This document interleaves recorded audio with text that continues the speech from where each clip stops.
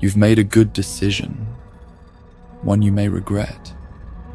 This compilation will progressively take you into worlds you never thought you feared, emotions you were never meant to address. So, relax, lift those tired limbs, grab your safety pillow, and let's dip into the aquarium. So we've established that AI can stumble into unsettling territory. This is the 11th Prompting Hell episode on the subject. By now, regular visitors to the aquarium know the drill. We dive, we poke the strange shapes in the sand, we hold up whatever clings to our nets. But something more insidious has been happening over the past year. Something I've been reluctant to admit. Perhaps because it's been happening to me. Eerie Aquarium has warned you. Subliminal haunting is our game. I don't recall anymore where the boundaries of human imagination once lay. I used to think they were fixed, like shorelines. Now they've dissolved into mist, and the tide is whatever the model says it is. And there are a lot of models. Think about what we're actually doing when we prompt these systems. We're not creating images, we're mining them. Every possible arrangement of pixels that could ever exist already exists in computational potential within the latent space.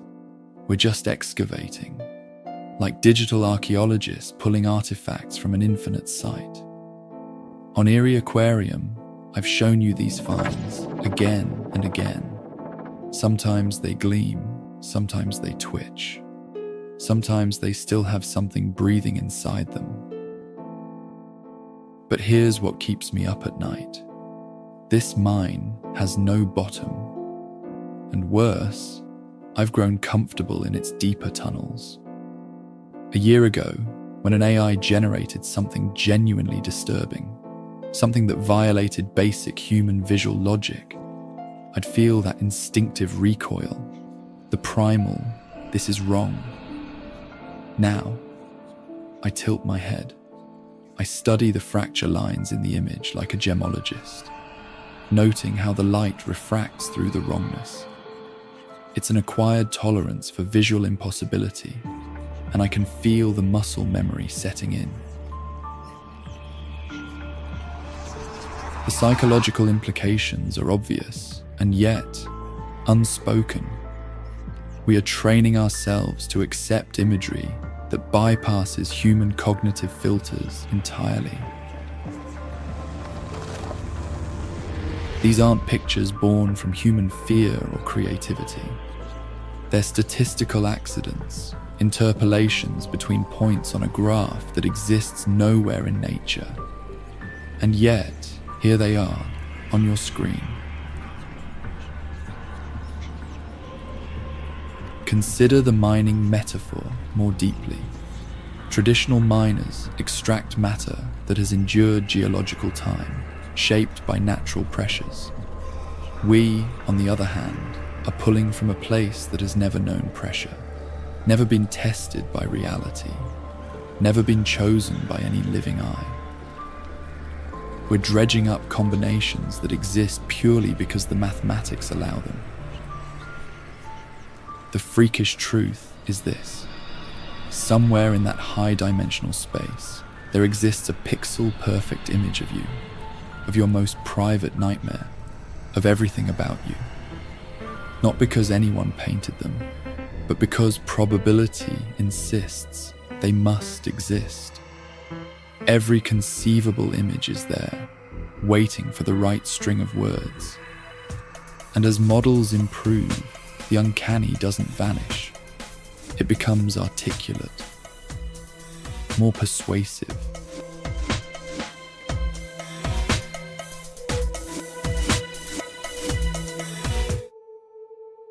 A year ago, in my earliest prompting hell dives, the artifacts were jagged enough that you could defend yourself. Now the aberrations are smooth, their seams invisible, and they slip right past your cognitive immune system. I've caught myself applauding images that should unsettle me. Instead of asking, why does this exist? I think, nice depth of field. Instead of noticing the human impossibility, I'm noting the texture rendering. That's not aesthetic adaptation, it's a neurological remodel. This isn't just about taste. It's about rewiring our pattern recognition to accept visual logic that never evolved alongside human consciousness.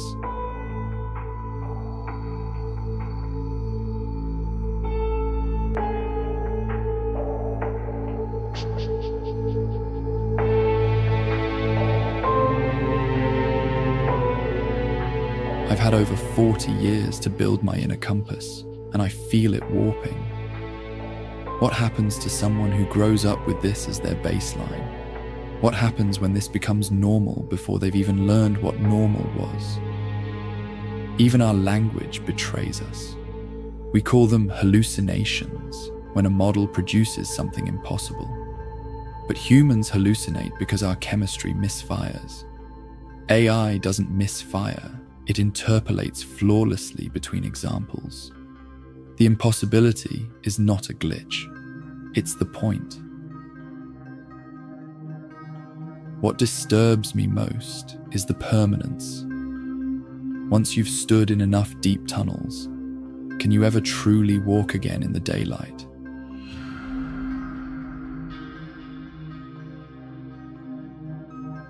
I haven't drawn in any serious way since I started prompting. I wonder if my human hand still remembers what my creative process entails. I think about this when I'm crafting prompts now. Each query isn't just a request for content, it's a deliberate descent into computational possibility space. There is a creative trickery involved, for sure, but I'm essentially guiding the machine to show me combinations that human consciousness couldn't conceive. Relationships between concepts that exist only in statistical correlation. The sound of a color or the emotion of an extracted limb. And with every update, the excavation tools get sharper, more precise, more capable of reaching deposits of impossibility we never should have touched. The artifacts we uncover aren't just images. They're cognitive irritants, reshaping us in quiet increments. So when I show you what I've pulled from the depths, I'm not just presenting interesting visuals. I'm inviting you into the same destiny, into the same conditioning. I'm guilty of encouraging a form of cognitive adaptation that's happening in real time.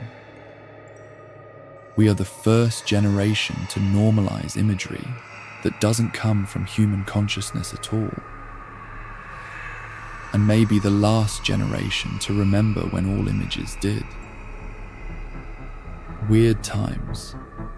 And honestly, I'm not sure I should stop.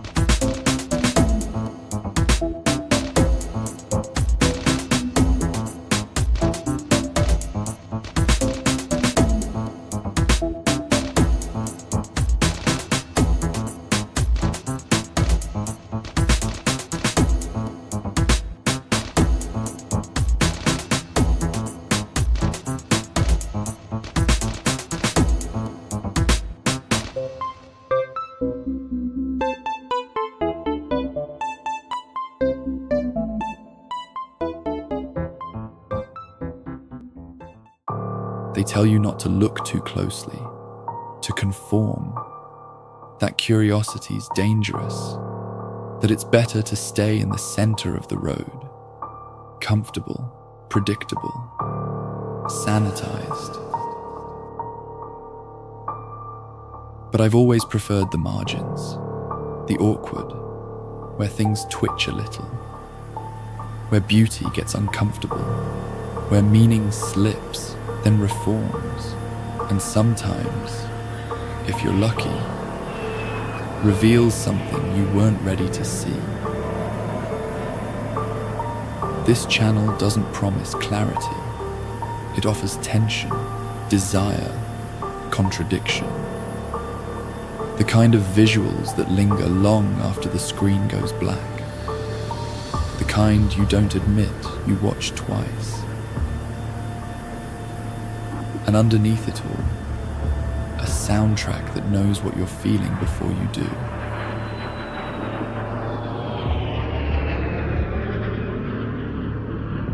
I don't just pick music, I look for it. Haunting, obscure, unforgettable.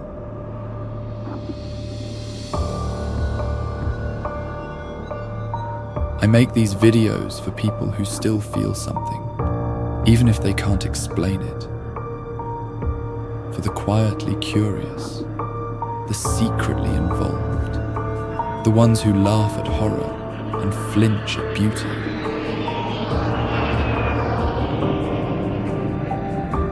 If you're still watching, you already know. You belong here. So go ahead, click the thing, sink in, and welcome to the Aquarium.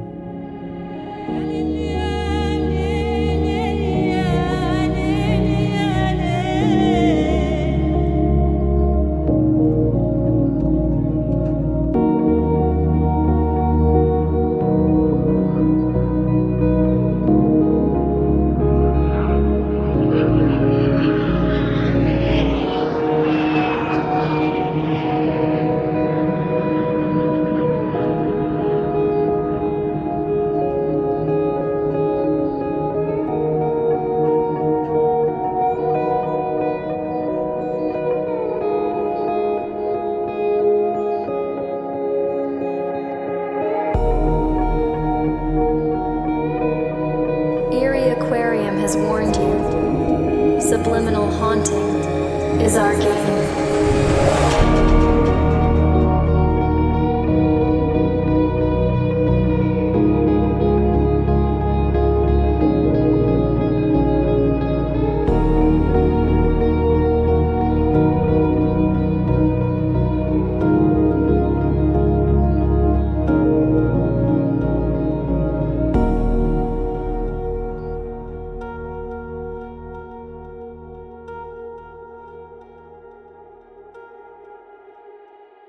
Eerie Aquarium has warned you.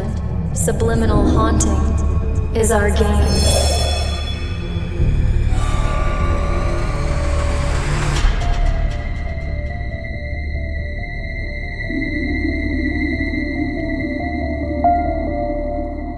Chapter 1: The Arrival.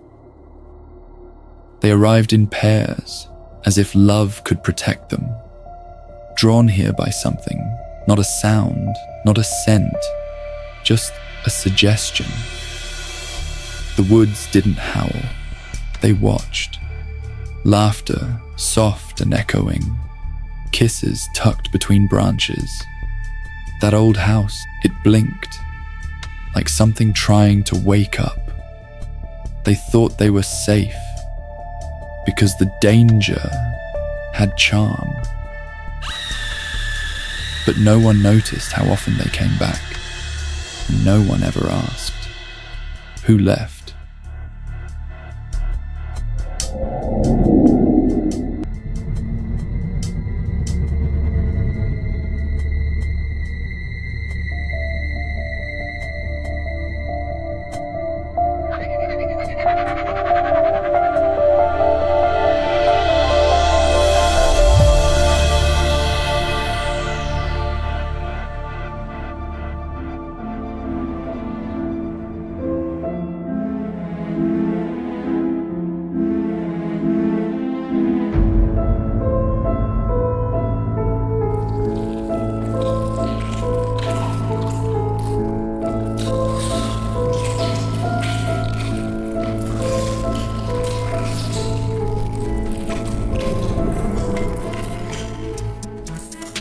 Chapter 2: the chosen one. She wore black, but the forest saw pink. She didn't move in, she dissolved, in water that didn't reflect her, in bedrooms too old for memory. She danced, not to be watched, but to be kept. She crawled like a stray thought, like something the woods couldn't quite name, but wanted. She tried to own the place, but the house whispered deeper into her walk, into her wrists. And when it had enough of her, it didn't let go. It redecorated.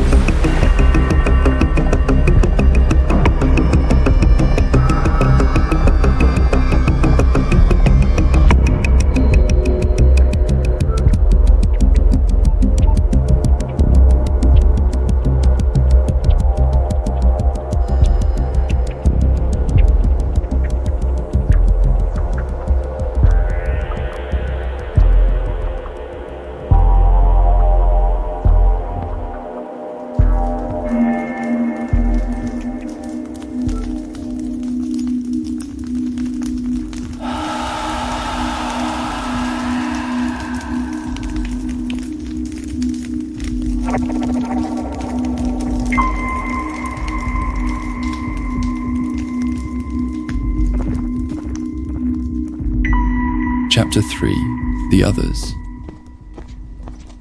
Then came the others, one by one, dressed like bait, seductive, intentional. Red skirts, red heels, poses rehearsed in private. They didn't come to escape, they came to conquer. But the woods, they don't get conquered. They remember, and they replicate. Each woman who came walked into her own reflection and found someone else waiting. You want to impress them? Then get in line, get in character, and wait to be chosen.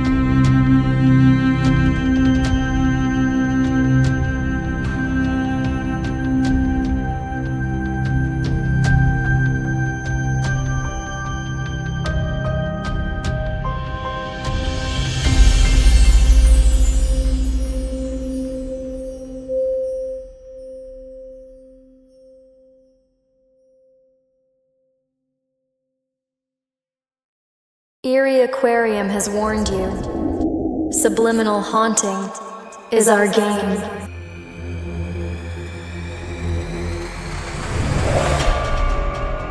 I've been diving lately into cult cinema, and that led me to trash cinema, where being fringe and weird seems to be the game. So, here we are. My own trash film-inspired video, proudly budgetless, time-starved, and utterly confused. Just like it should be. Unlike all of my previous videos, though, I did not use image to video prompting. These are all text to video prompts, where I have less control over the output, the lighting, and the composition. Just perfect for this project. Being new to this approach, I needed to prompt hundreds of scenes to get a feel of how the model reacts. They were surprisingly interesting and trashy enough to justify their use. I did need to exclude a good number of videos, though, to hopefully keep this release monetized. It's been difficult lately with unjustified censorship and banning, so please consider subscribing if you like the chaos. And if you are interested in more raw, uncensored, unfiltered, crazy fringe content, please leave a comment, and I will consider creating a restricted members section for that. Trust me, if you have an inclination for the eerie, you will not be disappointed. And why is this particular video eerie? Well, it's subtle, but very insightful. What will follow are unedited AI videos, reminiscent of our cultish trash movies. But incoherent as the sequence may be, for its utter disregard for visual narration synergy, each of you will make coherent connections based on your own psyche, and you will likely make your own story.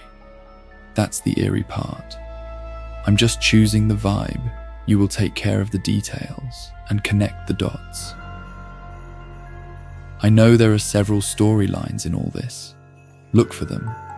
Maybe I've hidden one. It's up to you. But please let me know if you saw a continuity. What I can promise: chaos, apparent nonsense, incoherence, objectification, whimsy, subliminal haunting. You heard the lady at the beginning. And maybe a life lesson or two. Why not? But this is absolutely not for everyone. You can feel it already, right? There will be no coherence, no structure, no intent, and very few filters.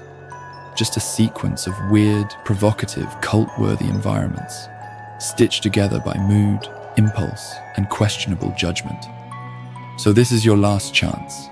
If you're not easily offended, please reconsider. If you are easily offended, this might be past your bedtime. I'll give you a few seconds to flee. Let the descent begin.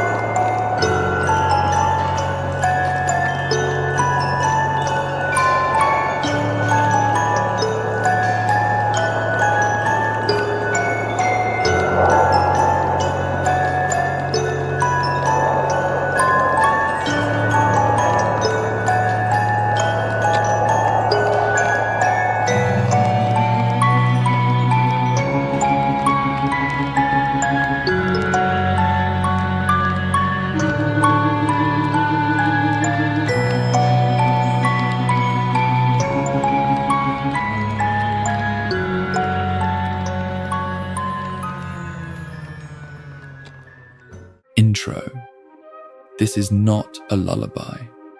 This is certainly not silence. This is not your body neither. But you may relax anyway. Something is already exhaling for you.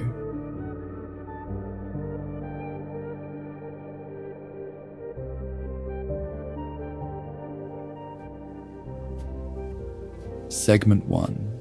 Breathing through static. Inhale slowly through the nose, if you can. Feel it fill the space between your memories. Let it settle, like glitter in a cathedral floodlight, or dust on a forgotten photograph. Now exhale, not through your mouth, but through the last screen you looked into. Your breath, after all, is on loan, and oxygen only obeys when it's being watched. There may be motion in your periphery, an elbow here, a suggestion of furniture, faces that resemble yours, but not quite. Let them flicker. This room was never still. This world never agreed to pause.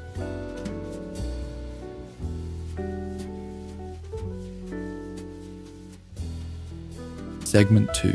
The muscles you forgot you had. Release the jaw, even if it's busy, even if it trembles in your sleep without permission. Let your shoulders slide down your spine. They've been carrying centuries of apologies. Let them fold like old scaffolding in a city that no longer believes in monuments. Your spine was never yours to hold. Let it unwind like ribbons soaked in warm milk. You are not falling. You are uncoiling. Let your hands forget their function. They've touched too many things that were never truly there.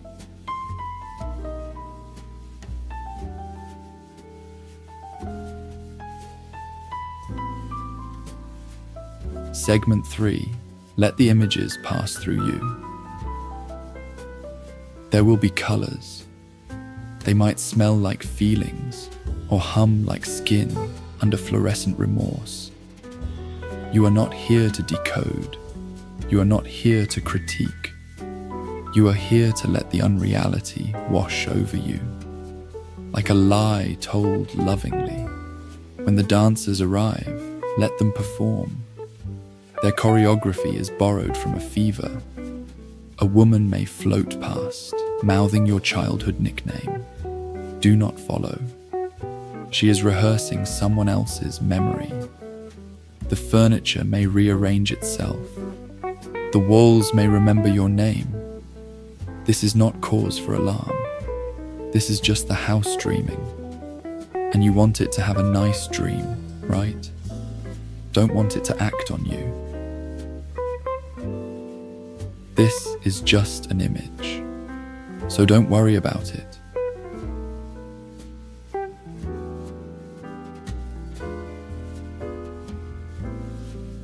Segment 4. Emotional weather patterns. Allow emotions to pass through you, like radio waves through something that doesn't block emotions. That didn't make sense, I know. Nevertheless, you may feel excitement. You may feel grief in the shape of a transition. You may want to laugh in a way that startles your own reflection. That's perfectly unnatural. Tonight's forecast, you may wonder. A warm front of nostalgia wrapped in imagination, followed by erratic gusts of déjà vu, with intermittent static shaped like someone you forgot. There is no correct reaction. You are just the corridor. A hallway made of maybe.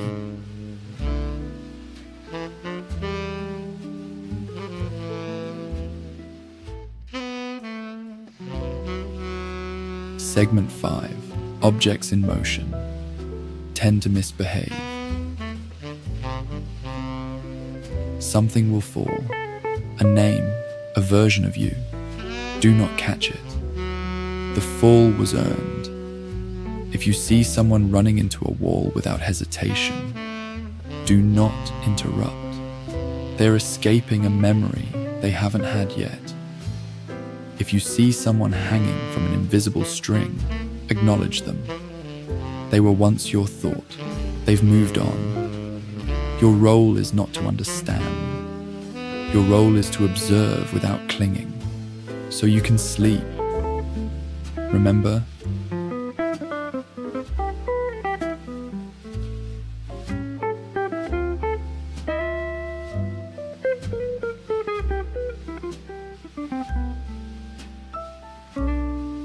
Segment 6. Simulated descent into stillness. You are dissolving gracefully, pixel by pixel, muscle by metaphor. Sleep is arriving, not as mercy, but as recalibration.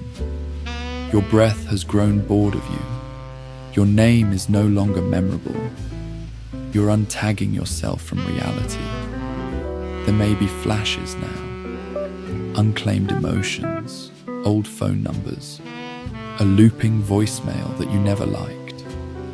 You are doing beautifully. This is not the end. This is the transition into your second echo.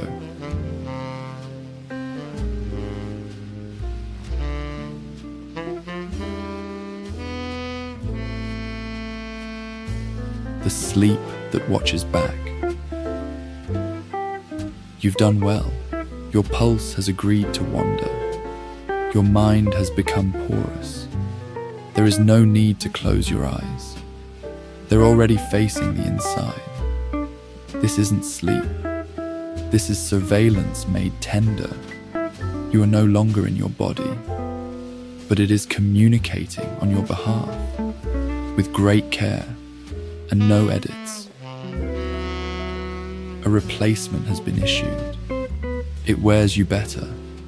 It makes fewer mistakes, and it does not blink. Pretend to dream if you must, but understand you are now what the world dreams of.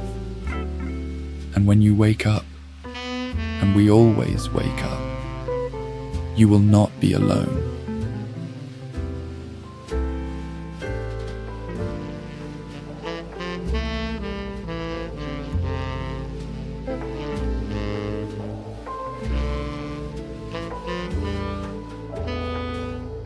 If you're still watching, you already know. You belong here.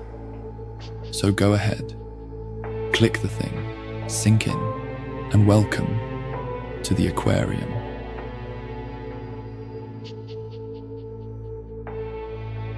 Eerie Aquarium has warned you. Subliminal haunting is our game.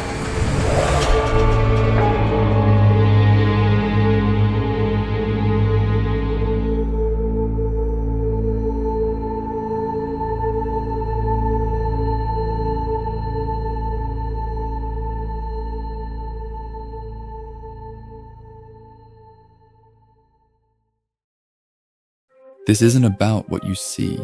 It never was. It's about how much pretending we can fit inside one smile. They say to relax your shoulders, breathe deeper, or light a candle. But no one ever says, stop the theater. Eerie Aquarium has warned you. Subliminal haunting is our game.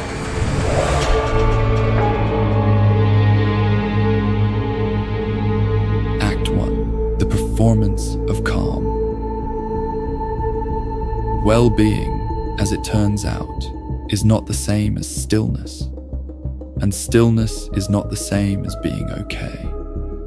I know how to hold a conversation while my mind runs. I know how to listen without being there. I know how to say it's nothing when it's clearly something. I've trained my voice to sound like it belongs in the room, even when my skin itches with the urge to vanish. How many of us are bored out of our brains beneath controlled laughter? How many carry their dissonance so gracefully they get complimented for it? I used to think panic looked like screaming, but sometimes panic is what happens when you smile too long, you take the bait, and you conform. Our demise is on a personal level. It's the theatre, the race that we all accept.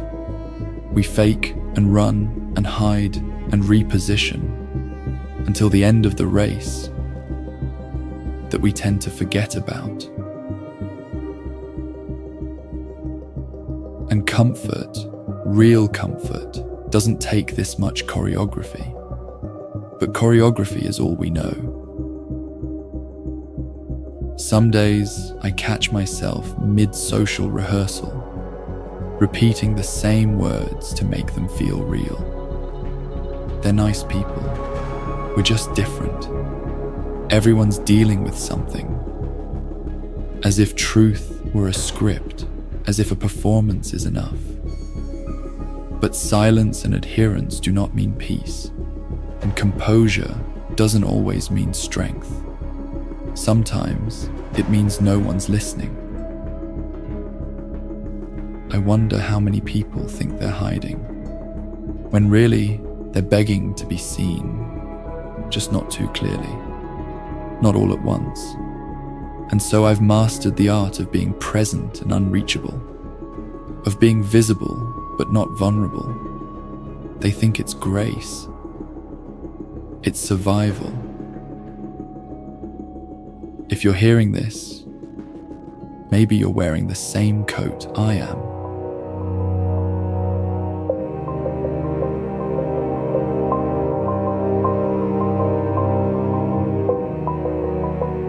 Act 2. Secrets you keep by showing skin. You're certainly aware of how much someone can say without speaking a word.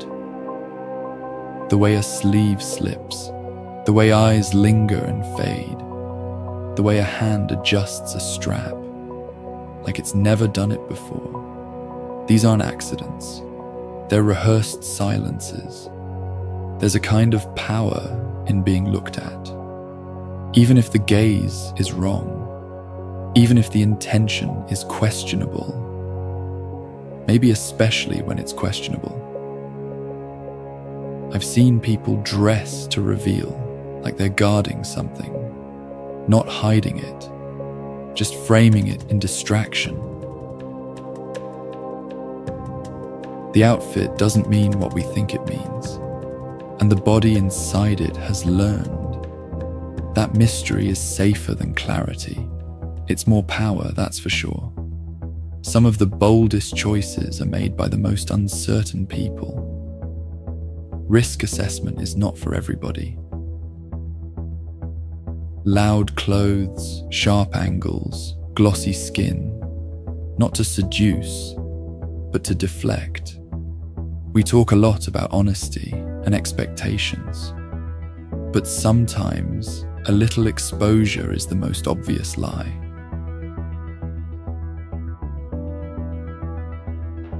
Some of us reveal just enough to hold control. They curate their vulnerability, like a product launch. And others take a seat, not knowing that being the audience is a role within a bigger play. The real audience is not amongst us. No, sir. They're staying outside, manipulating the shadows. Plato was onto something. And I understand it. When you don't feel seen for who you are, you learn to offer what people already expect. But the witty, they choose a different role, a conservative one in some ways. Not the political realm, but a personal self-protectionism through exhibitionism. Let them stare. Let them fill in the blanks with their own pre-written stories. It won't be you. You've been judging this content and my position since my first words. You're categorizing this as I speak, and the stranger this gets, the more clarity you'll have. It's all working nicely. There's comfort in that.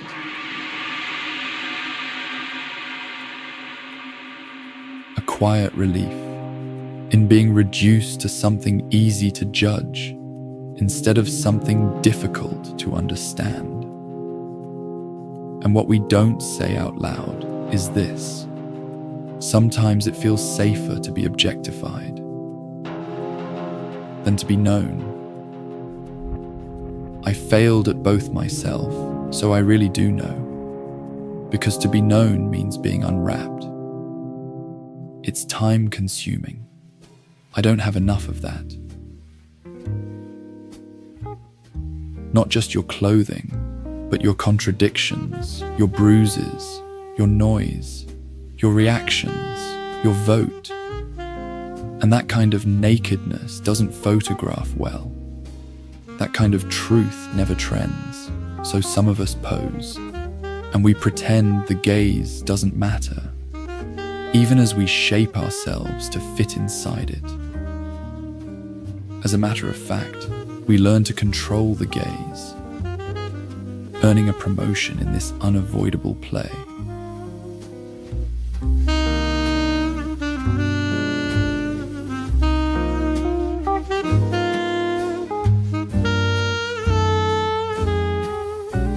Act 3. Small glitches in the persona. Not everything collapses all at once.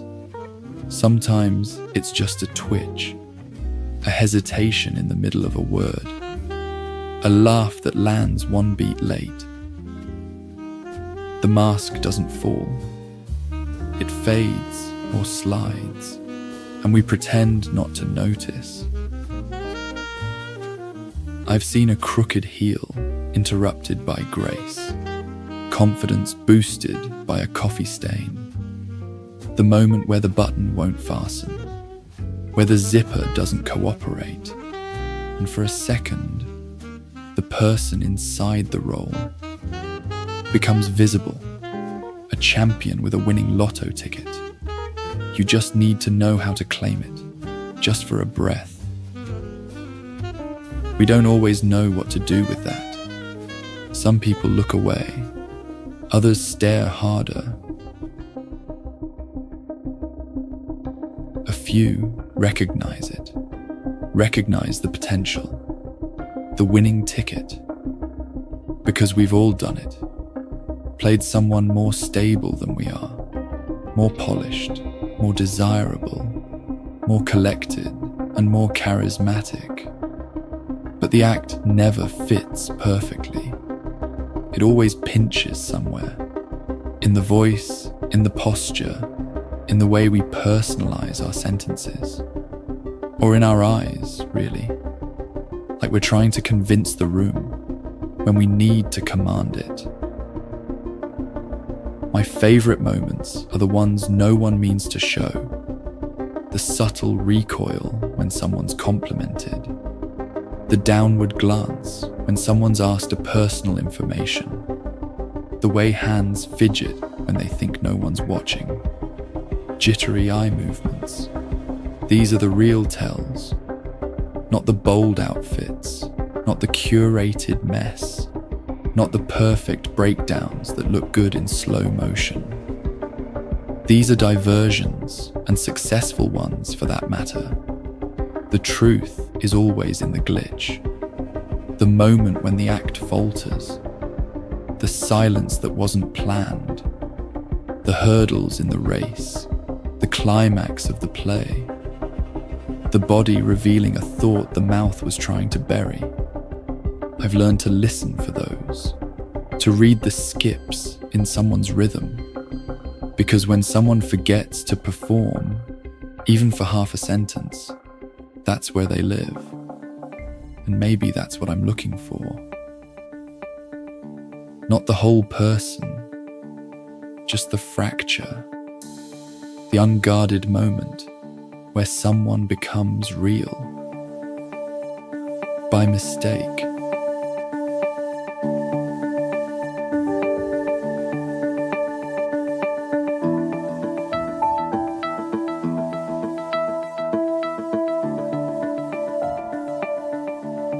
Act 4. The rooms we inhabit emotionally. Some rooms change you. They ask for things you weren't planning to give. A certain kind of smile, a different kind of silence. A posture you learned from someone you never liked. I wanted to be the same person everywhere, but that meant honesty. And I needed to handle scenes in hotel lobbies, conference rooms, and alike.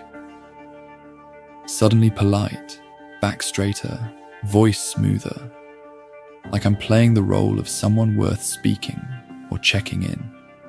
A humiliating posture for seeking peace. And so I stopped. Eccentric is the route. People assume, but are too intimidated to ask. It's like magic. At times, I caught glimpses of myself mid-transition, between the version I had just performed and the version I hadn't yet assembled. That's when I see it. The moment before changing the mask.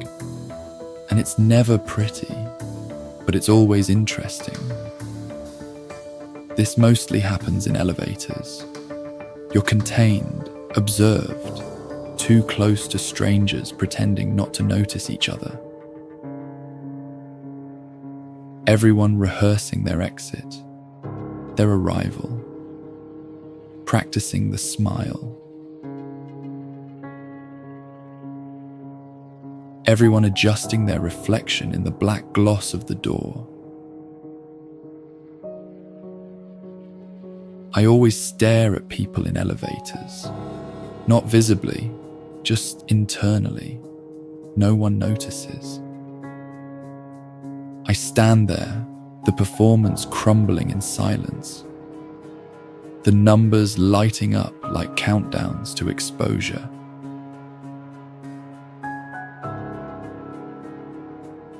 We think we're alone in some places, but the walls absorb. The tiles recognize you. The chairs where we once smiled too wide are still there. Rooms collect versions of us. The confident one from that rooftop bar. The person responsible from the meeting at work. The forgettable one from the corner at the concert later that same night. Some places I walk into and feel taller.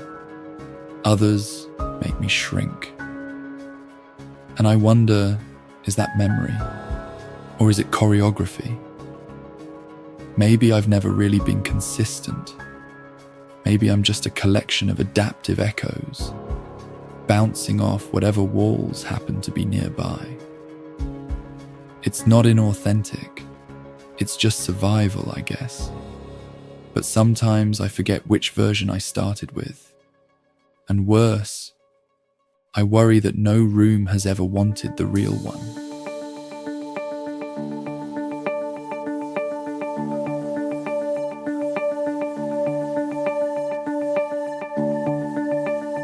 Act 5. The fear of being seen too accurately.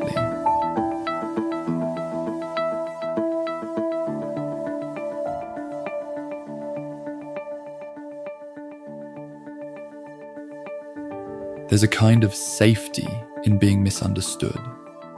You get to keep something, a secret layer, a version of yourself untouched by interpretation. But to be seen accurately, that's something else. That's exposure without permission. That's being mapped by someone else's morals.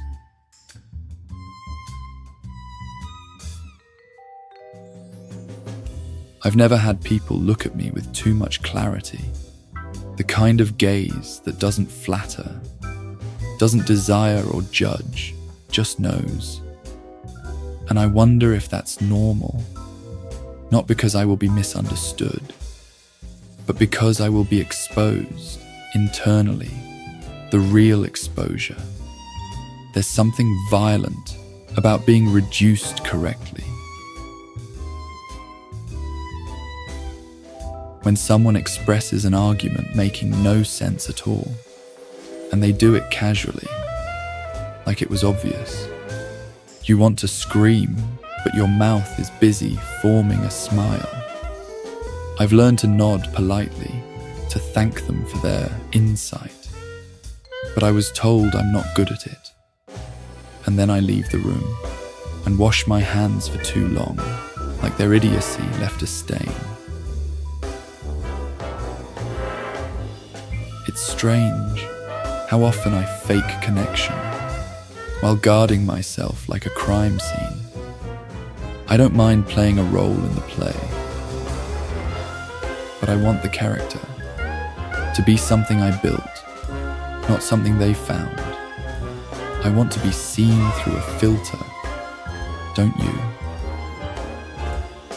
You could theoretically be special, but most of us do. There's a reason for this, a reason we perform. We've seen what happens to the ones who don't. They're labeled raw. In fact, no one really wants the whole truth. They want the packaging, the illusion of depth without the weight of it. So we offer up the fragments, the seductive ones, the tragic ones, the clever ones, and keep the rest in the quiet part of our spine. Because once someone sees you completely, the mystery dies. And a lot of the times, that's all you had left.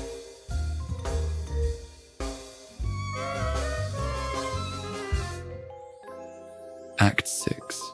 Emotional prostitution.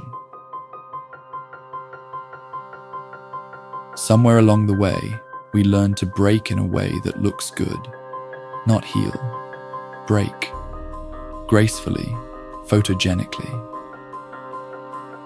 We don't cry anymore, we glisten. Even collapse has an aesthetic now. A certain tilt of the head. A smear of mascara just tragic enough. The wet glint of vulnerability without the mess. It's not pain we offer. It's a curated glimpse of it. We've been trained by screens, by stories, by each other, to reveal only what others can admire. And when we can't admire it, we cancel it, like content, like art. I've seen people fall apart in perfect lighting, as if their nervous breakdown was staged for a documentary, as if the lighting crew were just out of frame. We've turned anguish into performance, and the audience, they reward us for it. So brave, so raw, so honest. But do you want to stop now? We don't want recovery. We want climax. The tears at just the right moment. The voice cracking during the confession. The silence timed for dramatic effect. I've done it too. It's just that I'm not good at it. Not for meaning, mind you, just for mood. Because if I'm gonna suffer, I want the suffering to be compelling. I want it to justify itself. And the worst part, I'm not sure I know how to feel anymore, without wondering what it looks like. There's a part of me that hopes someone, somewhere, is watching. Not to help, just to witness, just to validate that it was worth something, that the collapse was cinematic.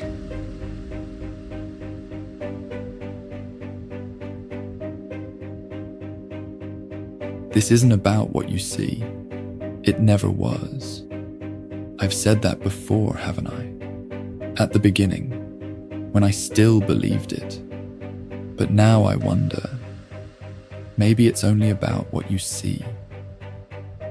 Maybe the performance is the person. Maybe the silence wasn't protection. Maybe it was decoration. Something to shape the chaos. Something to make the pain look polite. I used to think I was just tired. But now I think I'm rehearsed.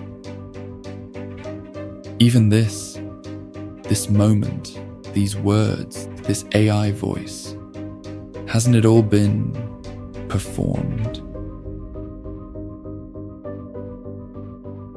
I ask you to see me in a way I no longer see myself.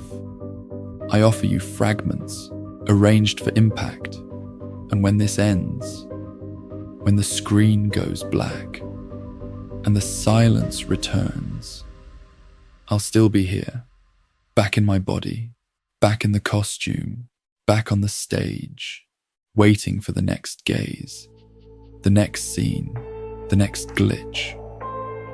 Because the loop doesn't end. It just resets. And we pretend, again, that we're real. If you're still watching, you already know. You belong here. So go ahead, click the thing, sink in, and welcome to the Aquarium.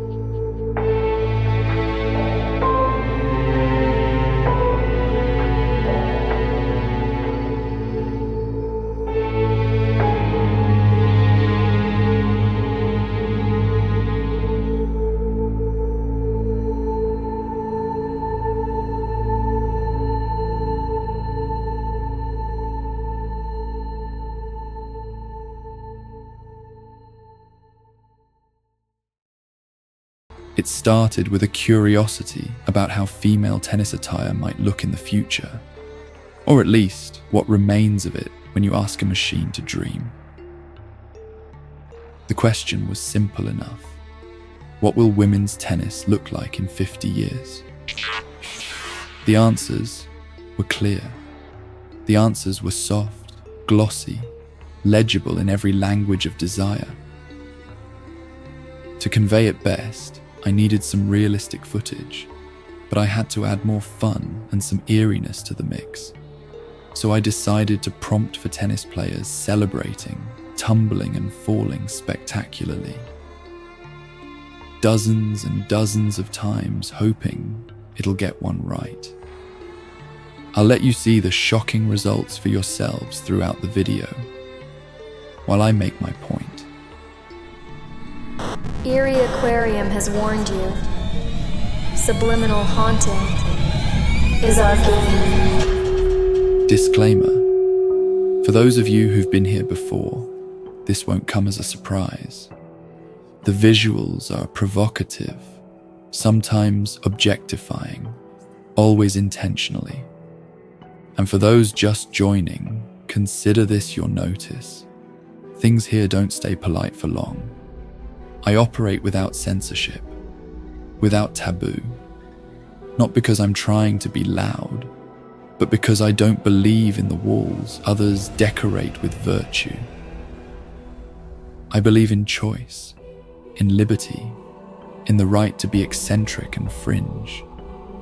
If I were to be a tennis player on a public stage, I would have been the first to design my own clownish outfit, ripped, sexy, and whimsical. But that freedom, although harmless, doesn't exist.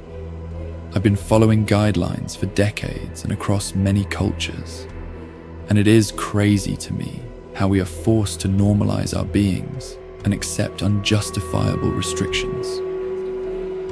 Expression doesn't ask for permission, whether you're on the giving or on the receiving end, and curiosity never should neither. So, with that out of the way, let's get back to women's tennis and AI's visual prophecies, and the way it handles the spectacular falls I have prompted. Spoiler alert, not gracefully, just convincingly.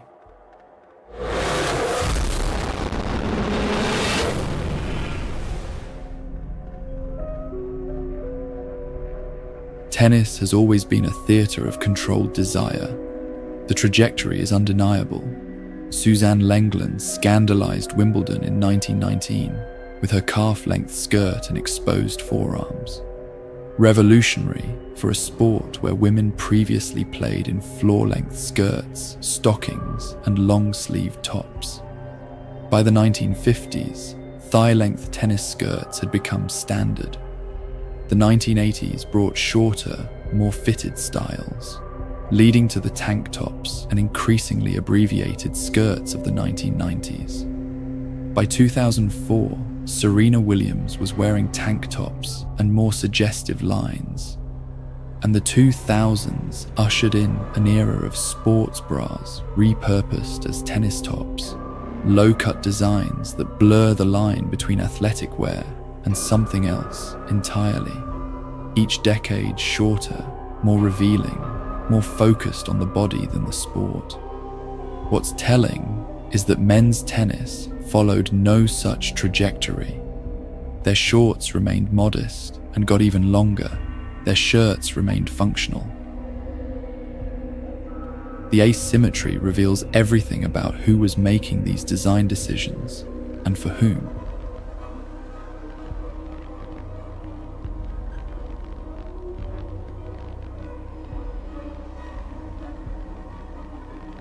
The exercise. Here's where it gets interesting, and where I have to be honest about my own motivations. When I prompt for spectacular falls and celebrations, knowing that the outfits are ridiculously summarized, there's an undeniable will involved to shock and to confront a taboo, albeit within YouTube's censorship rules and guidelines. But still, it's captivating, unpredictable, and mostly thought-provoking and memorable. The channel has always embraced the female form, the beautiful and the provocative, but only in eerie contexts, and there's something almost absurd about watching these algorithms conjure such convincing, yet physically impossible TV footage from a foreseen future. It's the intersection of historical critique and personal fascination that makes this experiment both curious and telling. When I prompt the AI to extrapolate from historical trends, it generates clothing with cuts that are more revealing, fabrics that suggest transparency, designs that prioritize visual impact over performance. AI is more than capable of amplifying this corporate homogenization to its logical extreme.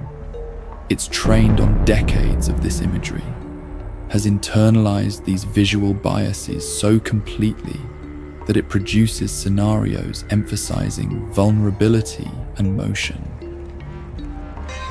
that suggest more than athleticism, falls that linger in ways that defy physics but satisfy some deeper visual logic the algorithm has absorbed, accentuated of course by the revealing nature of those futuristic Nike outfits. It's not programmed to be voyeuristic. It's simply reflecting patterns from countless hours of broadcast footage, sports photography, and media coverage, and applying them on this depiction of the future. The results are disturbingly realistic, almost photographically convincing, except for the physics, of course, which is okay, because it adds a level of fun over this rather serious content. To some free spirits, at least.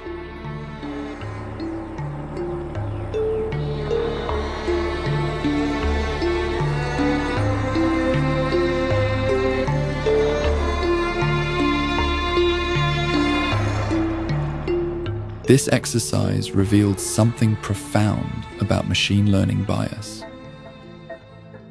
These algorithms excel at generating what they've seen most frequently in their training data. If women's tennis has been predominantly framed through certain visual tropes, then the AI will naturally amplify these patterns while eliminating the possibility of alternatives. It's not creating new forms of objectification. It's innocently perfecting existing ones. And here's what's particularly insidious. There's nothing inherently wrong with athletic beauty, with the human form in motion, with exhibitionism, even objectification, or choosing to seek or express confidence through eccentricity. We celebrate this in dance, in artistic expression, and in the visual arts generally. But choice is the operative word, and that's precisely what's been systematically eliminated. The major brands, Nike and their competitors, have created a monopoly of expectation.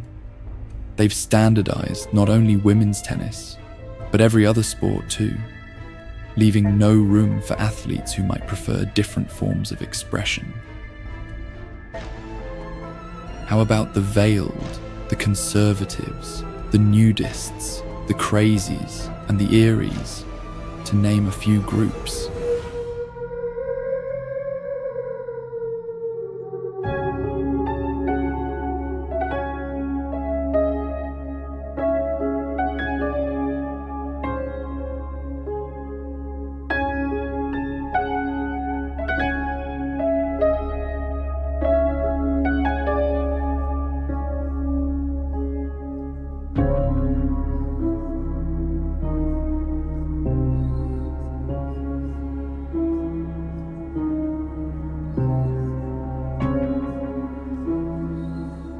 The physics violations, the impossible falls, the hypnotic repetitions, the way bodies move through space in ways that feel almost right but aren't. These aren't technical failures. They're symptoms of how movement and bodies are encoded in these systems. The AI excels at visual realism, but struggles with the fundamental laws of motion and dynamics, creating this uncanny valley where everything looks convincing until you pay attention to the actual mechanics and optics. But besides the entertaining distorted visuals, there's something almost prophetic about these generated scenarios. Imagine a person in the 1920s watching a modern-day tennis player in a tennis dress, showcasing her body for 2-3 hours under dozens of telephoto cameras and live broadcasts. And might I remind you all, she gets no say. I think the person of the 1920s would be more shocked and offended than us watching these prophecies on the screen right now. These videos reveal the logical endpoint of a century-long trajectory, showing us where current trends might lead if left unchecked.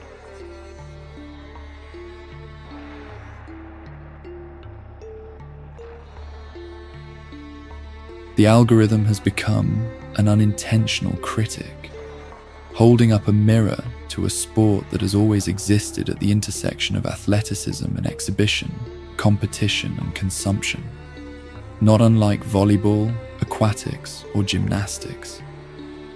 The male equivalents would be MMA, wrestling, and combat sports in general. Let me know if you would like to see a video about any of the above.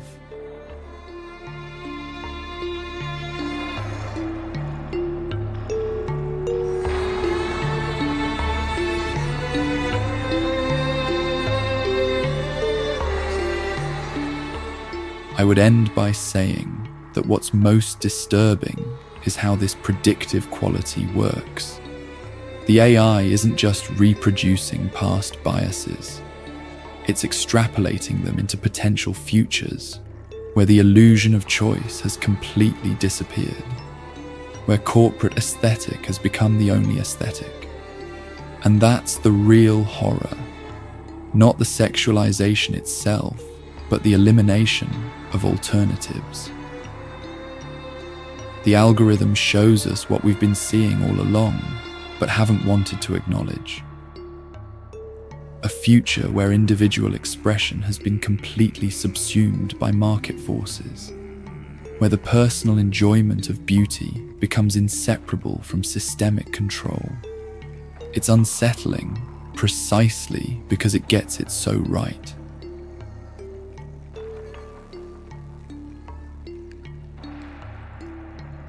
I'll leave you now with some bloopers and unintended outcomes.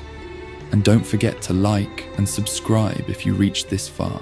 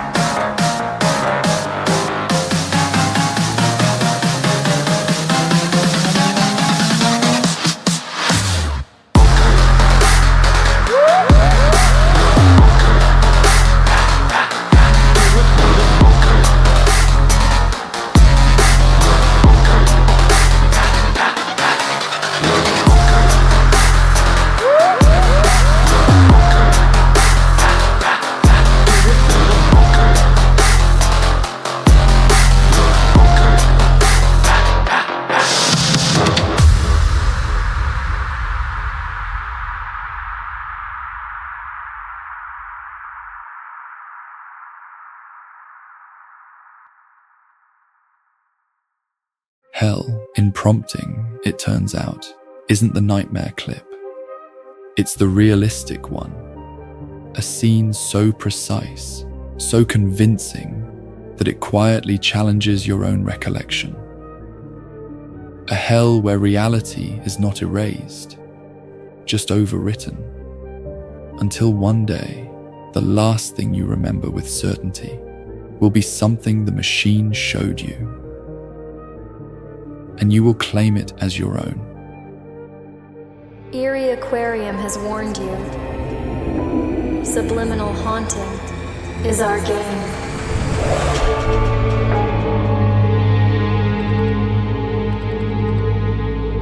This isn't about what we're looking at.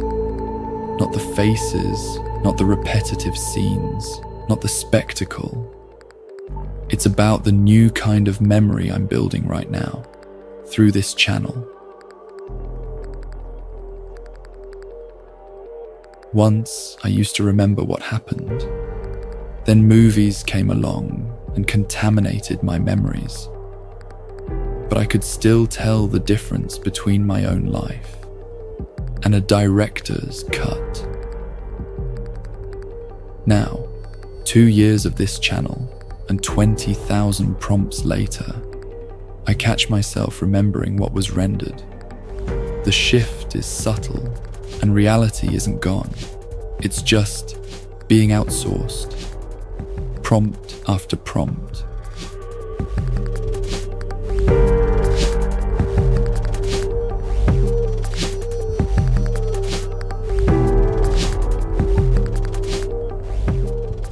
I used to be a spectator.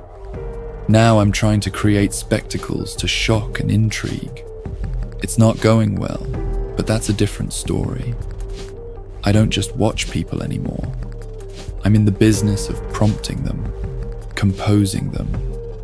And the act of composing composes me back. There's a particular intoxication in that. The kind of curiosity and control that once belonged only to gods, and to some extent to tyrants, cult leaders, and maybe directors. Except now, no one calls it power. They call it prompting. I describe, it obeys. I want chaos, the shocking and the taboo, done. 1,000,000 attempts until I get it right. Why not? The more I can shape, the more I need to. The more I see, the more opinions I have. And limitless iterations are just a few clicks away. Novelty becomes rationed. I raise the stakes without meaning to. I no longer tolerate what isn't staged. And I wonder, with a discomfort I can't quite name, if I ever did.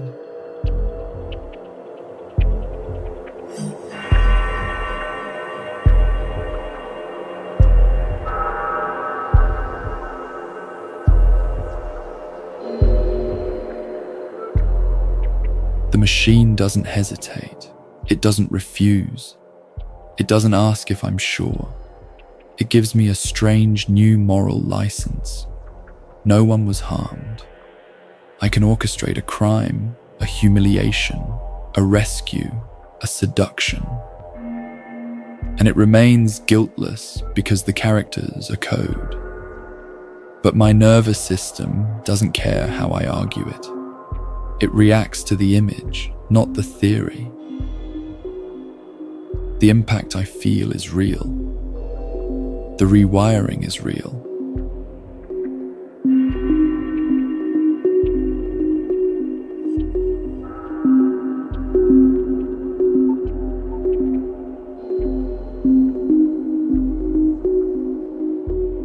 I know the human mind is terrible at storing sources. We keep the scene, but lose the metadata. So over time, that memorable night, the one with the perfect movie, the perfect strangers, the conversation I prompted in a beautiful British accent, will lodge itself beside the real trip I had last week. I won't consciously confuse them, but one day my memory might. The photograph in my mind won't carry a watermark. And when someone asks about it, would I know the difference?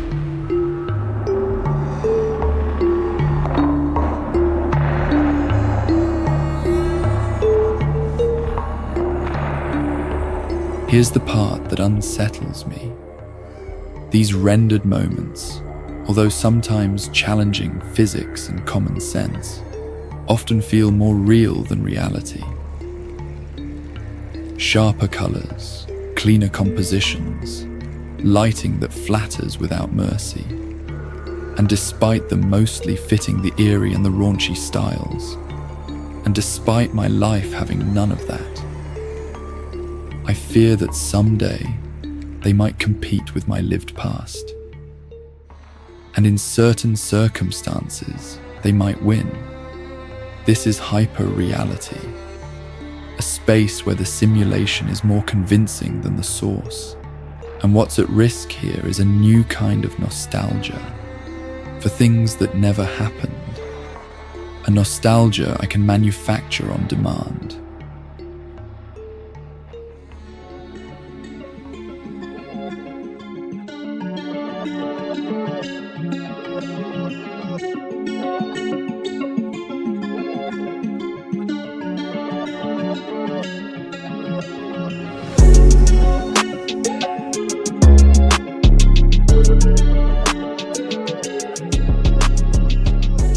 Photography taught us to outsource memory.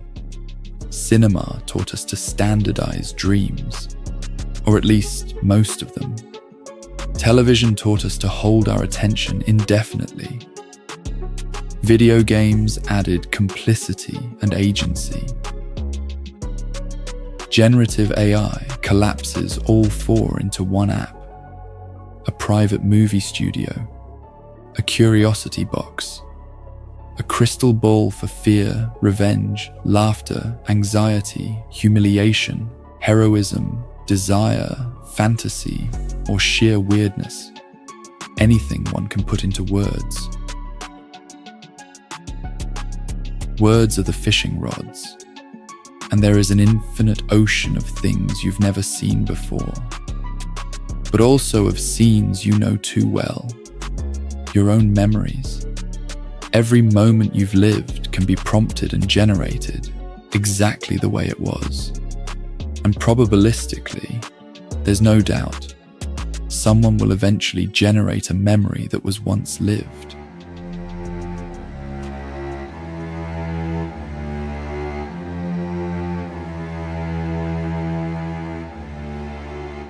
I know my brain is adaptive, but not always in my favor. Give it engineered perfection often enough, and the real thing begins to look under-rendered.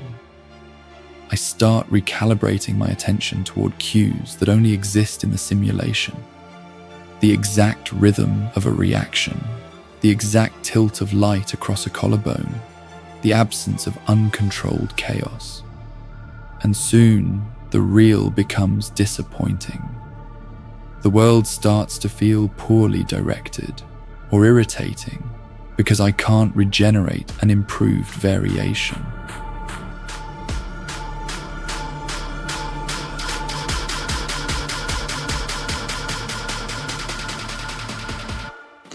We've always performed, I've always performed, but now the stage is algorithmic. Every prompt I write becomes a version of the channel, not in the image, but in the choice. The choice is the expression. When I ask the machine for something, I'm not revealing its mind. I'm revealing my intent, and maybe that's the most unnerving part. These aren't curated content. They're symptoms of a new kind of obsessive-compulsive disorder, and it won't stay private. This channel's archive will become the collective source material.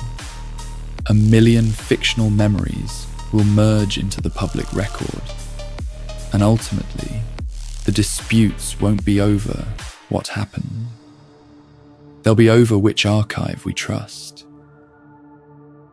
And the scariest possibility, we'll stop caring about the difference altogether.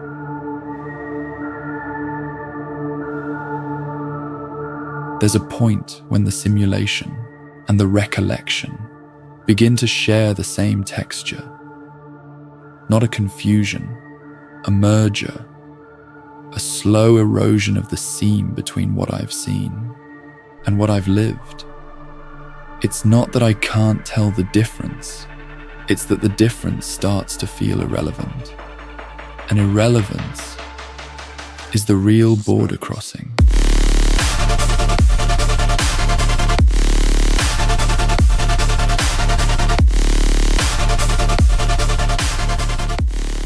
I think I'm just watching. I'm not. I'm rehearsing for a future where almost all my memories are composed. The loop is simple. I create the scene shapes me. I create the next one to match the new shape. It feels like progress. It's just choreography. The choreography becomes the person. The performance becomes the truth. And one day, the last thing I will remember that's unquestionably real will be a simulation I didn't recognize as such yet. But when that day comes, I guess it won't really matter.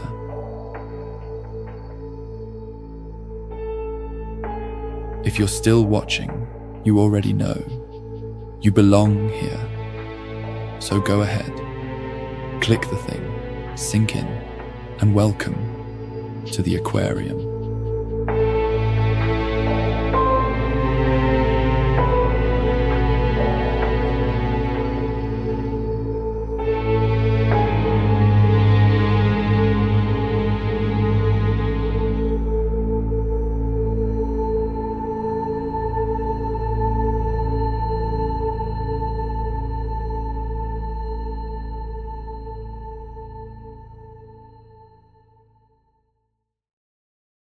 I ventured again into the AI's latent space, this time for a series of intellectually themed, grotesque frames, unique monstrosities that we were not programmed to see. And yet, here they are, disturbing, burdened images with strange and arbitrary violations of human comfort, twisted just enough to trigger unknown emotions. Then I asked the AI to direct, and just like in previous episodes, but this time on steroids, what followed isn't a film. It's not even a story. It's a cascade of interpretations, each take veering into its own orbit, deranged, absurd, terrifying. All it takes is one dissonance, one wrong reference, one misplaced word, and suddenly, the entire universe collapses into something unrecognizable.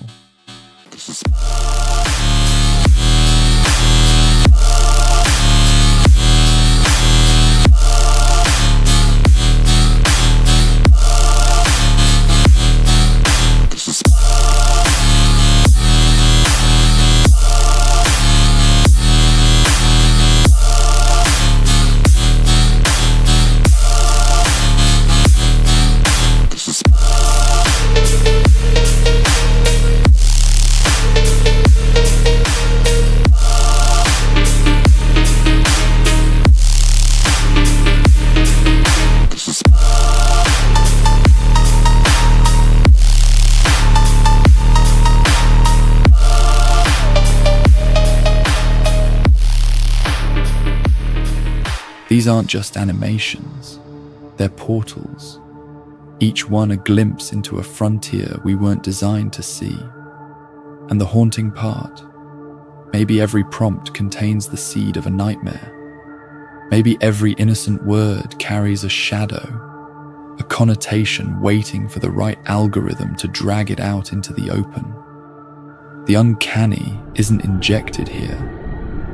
I doubt such visuals could even be prompted on purpose. They're already buried in the code.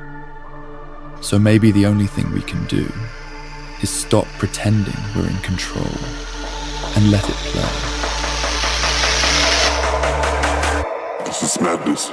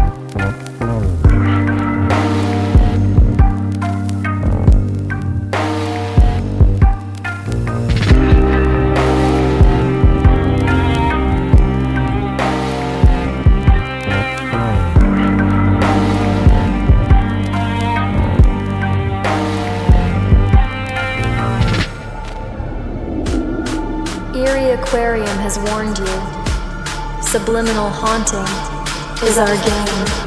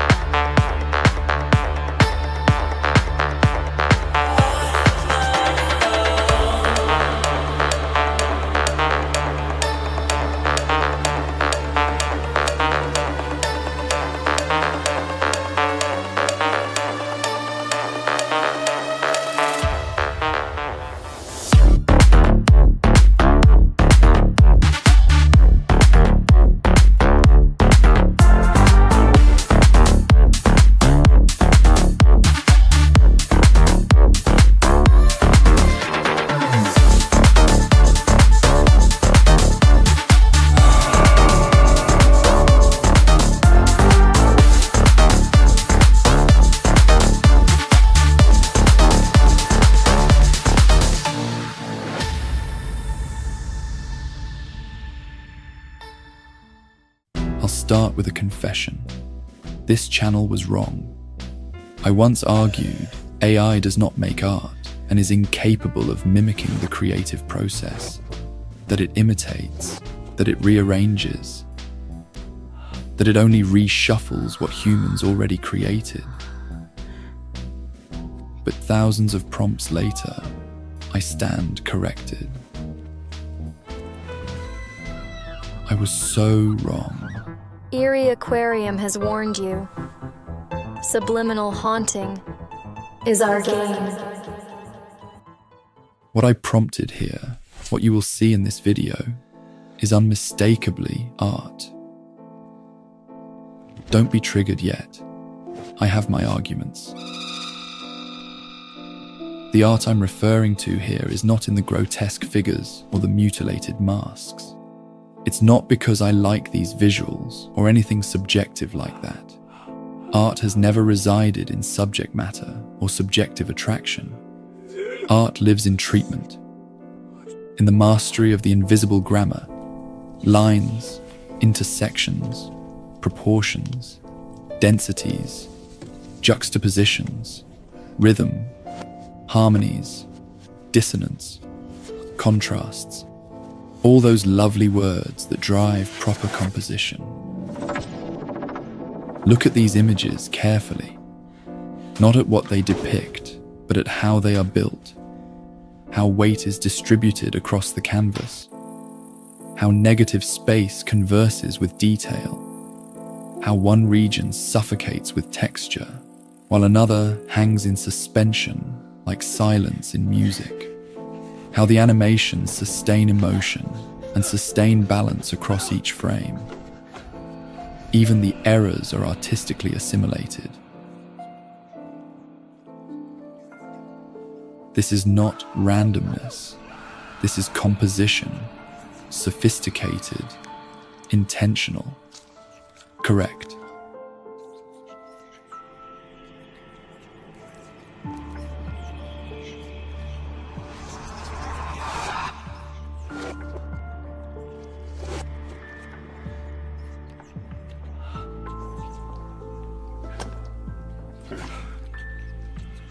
I've done this before, and I'm sure a lot of you have too.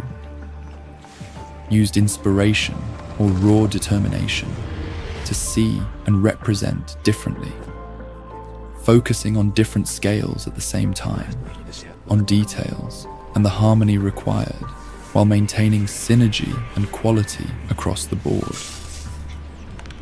Ensuring the original idea survives, even flourishes, through every stroke, every line, and every drop of color. Many of us have struggled in countless compositional dilemmas we don't always resolve. We camouflage weaknesses. We showcase successful spots. It's not an easy process. It relies on mood, conviction, pride, skill, intellect, and more. This is hard as hell. And the AI matched it with prompts. Yes, masterful ones, I admit, but still, the AI is matching our best work. Great artists have always worked this way. We didn't invent content. And yes, I said we, which could be the subject of an egocentric video someday. That's the dream. I might be a big deal. You don't know. Back to the greats. Their contribution is that they invented treatment. Cézanne fractured apples in search of a module. Picasso shattered the figure into angular shapes, rejecting realism, choosing inspired shortcuts. Van Gogh bent psyche into colour. Rothko dissolved form into chromatic resonance. The subject was never the point. The subject was an excuse. The real game was always structure, cadence, balance, interpretation. And here, look, AI is doing the same. The grotesque mask is irrelevant. What matters is how its scarlet saturation collides with muted tones, how its lines drag your gaze like a puppet string, how rhythm unsettles you into feeling what you didn't choose to feel. That is art, the forced emergence of emotion through formal manipulation. If these images or animations were part of a human collection, that person would be elevated to stardom and immediately compared to Dali, Bosch, Magritte, Escher.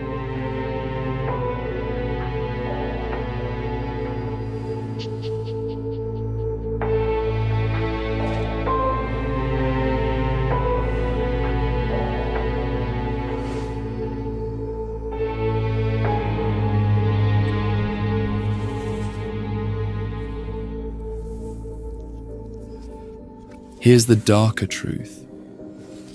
Humans have never been limitless. Our art has always been built on shortage. We rely on memory, on influence, on the few references we can hold in a lifetime. Every so-called original was stitched together from fragments of what came before.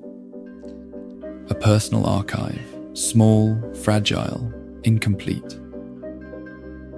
That fragility is why we mythologize originality.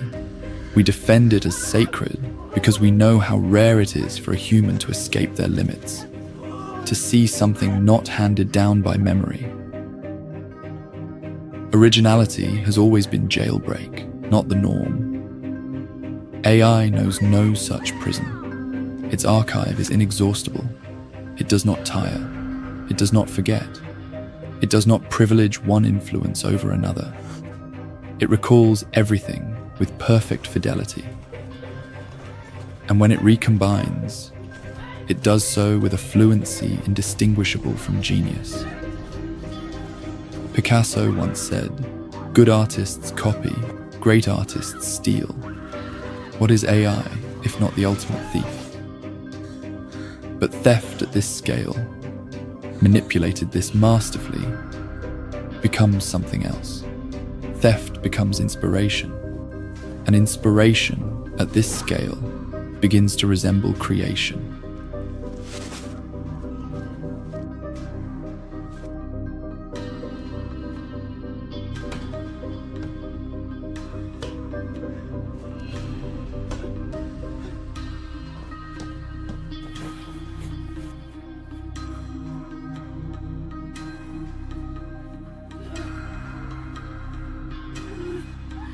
This is why the old categories collapse. We cannot sneer and call it imitation. Imitation requires a model to follow. AI follows none. It plunders the totality, and in plundering, it builds something that is not ours, and yet undeniably works. So yes, the machine makes art, perhaps more consistently than we ever did.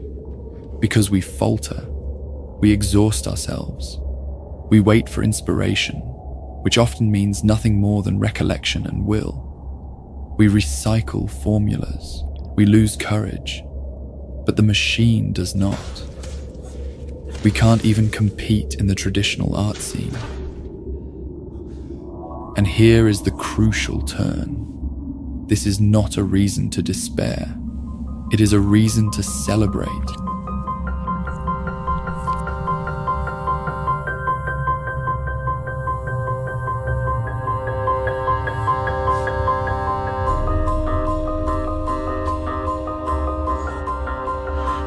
The imitators are finished.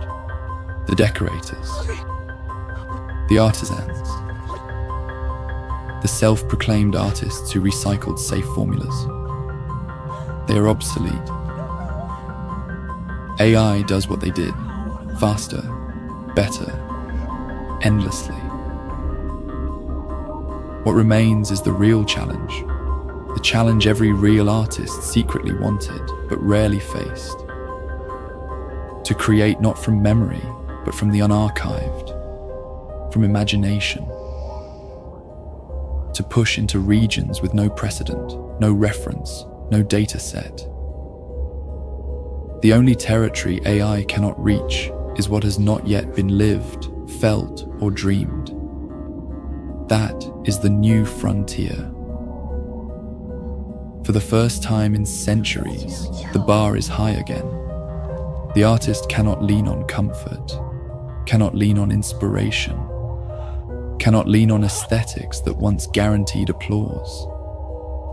Because AI already owns that territory. It has swallowed it whole. The next artist must be more than an interpreter of archives. They must operate like inventors of imaginary worlds, making music not out of notes, but out of sheer ingenuity. Like painters of dissonance, orchestrating emotions the machine doesn't have a reference for.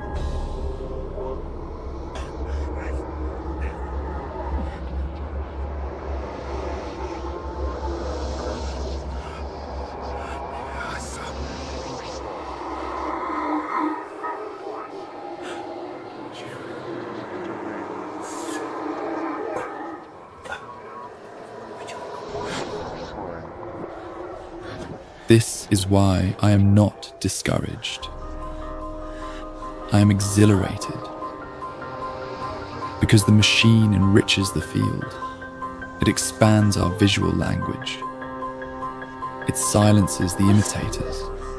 It gives us forms, rhythms, textures, the harvest of 1,000 civilizations.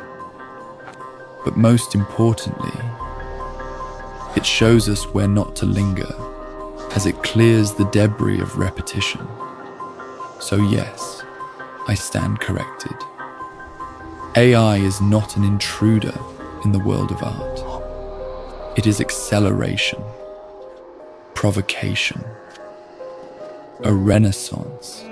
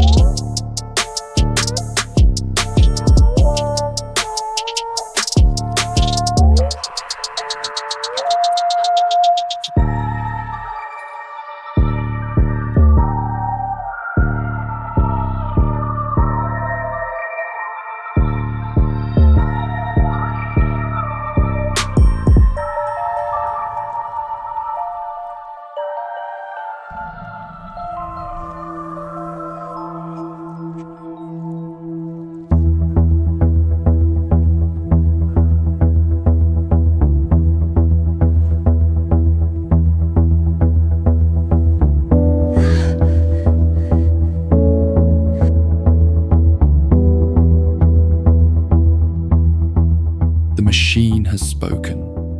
Now it is our move. Game on.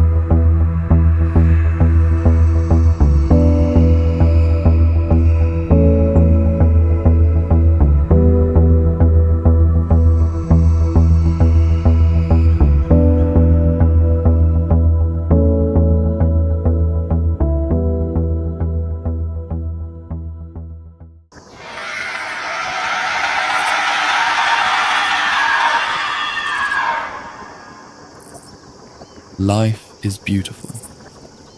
Not in every way, but at times.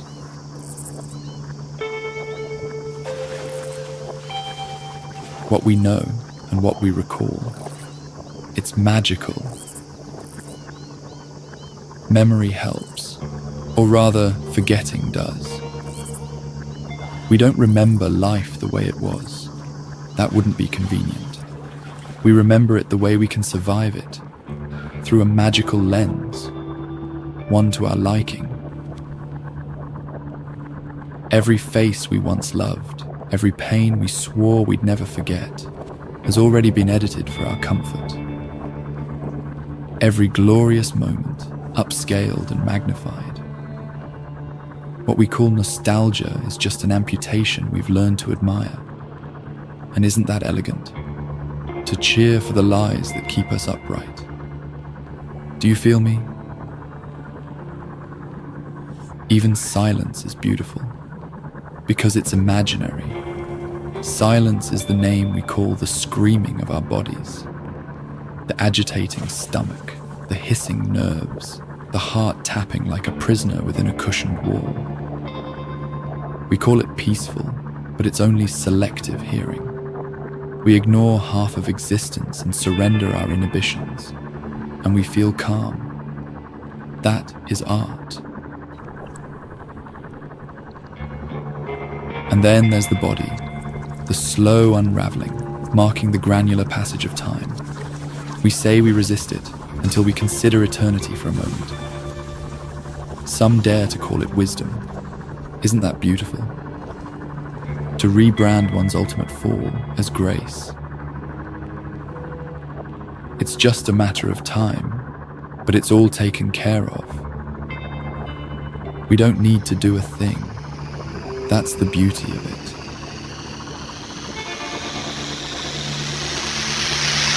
Life is beautiful, even in loneliness, especially in loneliness. Sit alone long enough, and the surroundings begin to respond. Shadows become opinionated. Logic is in doubt. The silence screams until it feels like company. You mistake it for paranoia, but it's affection. The elusive world curving itself around your solitude so you don't fall left apart. And in the end, isn't that the secret?